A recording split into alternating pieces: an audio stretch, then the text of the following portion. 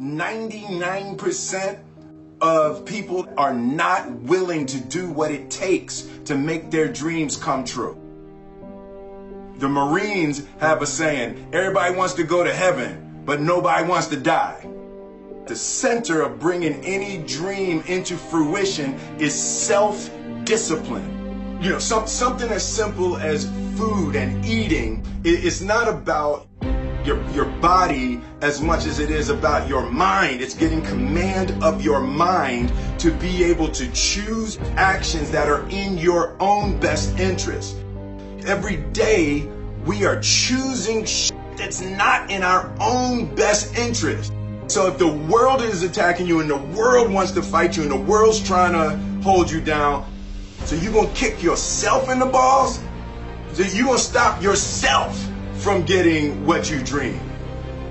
And I think the word discipline has kind of gotten a bad name. We think about it in terms of punishment.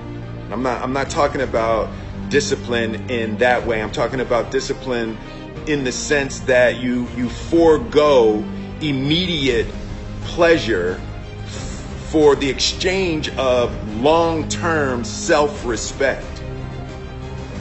I believe that self-discipline is the definition of self-love. That when you say that you love yourself, that means that you have behavior towards yourself that is loving.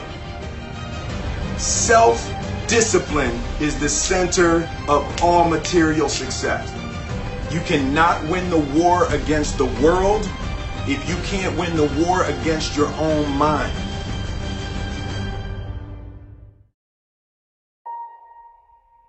Self-love is when you say to yourself, oh, man, look, I know you and that girl got a real connection. I know y'all vibe, but that's your girl's cousin. So I love you too much to let you do that.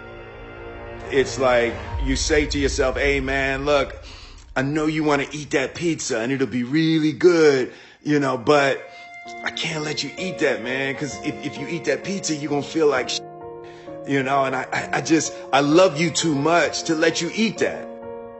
Self-love is, hey, look, I know you got a test on Monday, you know, and I know you really want to go out with your friends. It's Saturday night, you want to go out, but if you fail that test, you're not going to feel good about yourself. You know, I love you too much to let you go out tonight. Self-discipline is self-love. If you want to be happy, you have to love yourself, which means you have to discipline your behavior. The road to sustained happiness is through disciplining your behavior. We tend to base our self-esteem on what other people think. And that's not really self-esteem. Self-esteem is supposed to be how we feel about ourselves. And I was just saying how dangerous it is to allow other people to determine how you're going to feel about you. And it's kind of like looking into a broken mirror. You're going to look in a broken mirror and then change your face to try to look good in this defiled, busted, broken mirror. And it just, other people's opinions is a really way to determine how we feel about ourselves.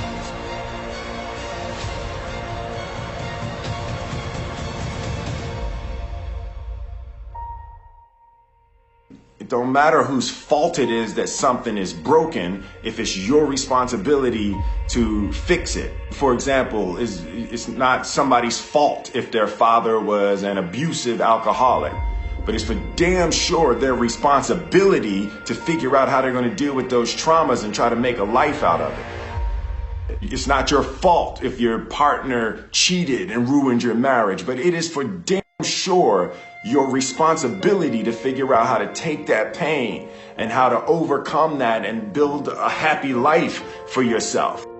Fault and responsibility do not go together. It sucks, but they don't. When something is somebody's fault, We want them to suffer. We want them punished. We want them to pay. And we want it to be their responsibility to fix it. But that's not how it works, especially when it's your heart.